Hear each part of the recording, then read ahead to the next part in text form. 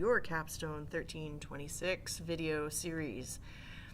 We are going to start jumping into the HACCP content so that you can prepare your HACCP plan.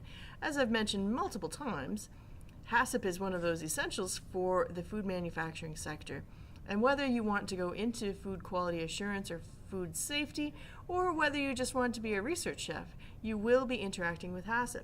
And therefore, it's important for you to have the skills and show me that you have the competency necessary to succeed at this game. Today we'll be talking about Form 1. So, Form 1 is your very beginning of your HACCP program.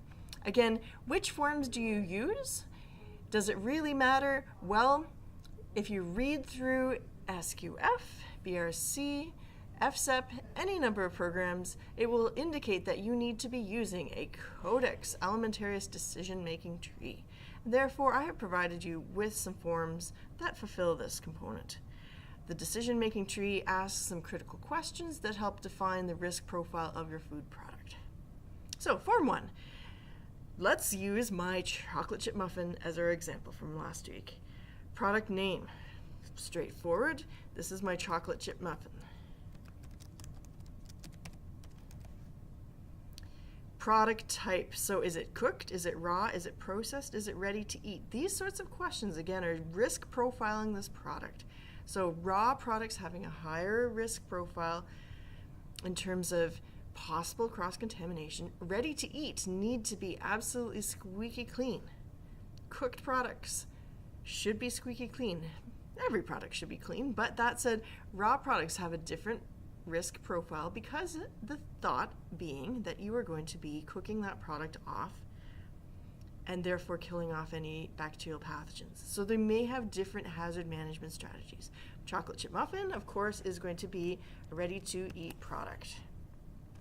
Now, this question here, are there critical characteristics that are important for food safety? I've already mentioned to some groups, are your products going to be regulated under the Listeria policy? If you remember, the Listeria policy says that food products with pH and water activity characteristics are going to have a different risk profile. In the case of my chocolate chip muffin, water activity may be an interesting characteristic because it may indicate the rate of spoilage for my product. Does the finished product meet regulatory standards relevant to this product? This is, again, why we asked the question if there were any regulatory considerations for your product. I hope that everyone is answering yes. But if you are using any technical ingredients or your product may be subject to standardization, it is important to double check and make sure that you meet the regulatory standards. If we see no in this box, that raises a red flag immediately that there's something going on. It's not that you can't say no. In many cases, products being test marketed may have that no in place. Does the label meet the regulatory requirements? Of course, you better say yes here. Again, at a later point in the semester, you will be designing the label and make sure that you are in compliance with the Guide to Food Labeling for Industry essential elements for the label. Does the product contain restricted ingredients as per GRAS statuses or relevant regulations? So this is where you're looking at Division 16 of the Food and Drugs Regulations. If you are going to be using any technical ingredients, you may be wanting to list them here. So if I, for example, decide in my muffin I'm going to use calcium propionate. As you all know, calcium propionate is an antimicrobial used in a variety of baked goods. Then I should be listing this. I should be double checking in Division 16 if this has specific regulatory limits. Does my product contain any allergens? You should know this list off by heart by now. But, of course, that's going to include in my muffin, wheat. It may contain soy. I have to double check my formulation. What else may it contain? Milk. Let's see if I can spell today.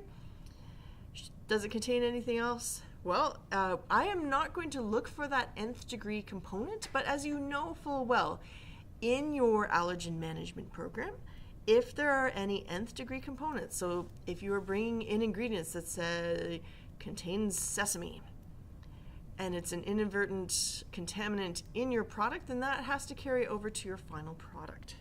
I am not going to go and audit you on that. But that's something that you do need to consider in the future when you are working on these types of projects.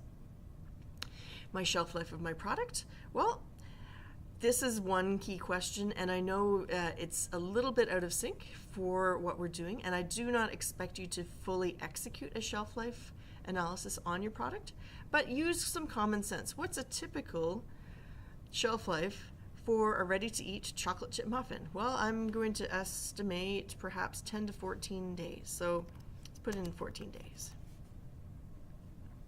By the way, I've got that lovely antimicrobial, antifungal agent in there, and that's going to help extend my shelf life. Storage and distribution instructions. Well, this is where if your product needs to be refrigerated, if it needs to be frozen, if it needs to be in specific conditions, you're going to indicate that here. So in my case, it's a chocolate chip muffin ready to eat, so we'll be keeping it at ambient conditions. Last but not least, in Form 1, you do have your information related to what is your target market. If you are developing food products that are specific to populations that are at risk of additional risk profiling, so for example, the elderly, immunocompromised people, babies and infants, hospital food, food targeted to retirement homes, these sorts of products are again going to be under increased scrutiny, and therefore you do need to indicate that. My chocolate chip muffin is going to be for the general public. And so I do not have any specific targets in terms of additional scrutiny for the health and wellness of this product.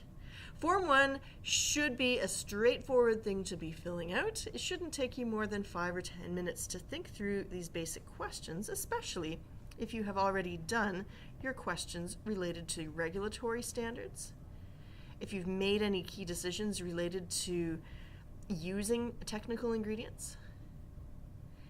And at this point in your career, you should be already thinking clearly about opportunities for improving the microbial stability of your product using pH, water activity, and so on. So if you have any questions, you know how to get in touch with me. Take care, have fun, and we will see you with Form 2 in just a moment.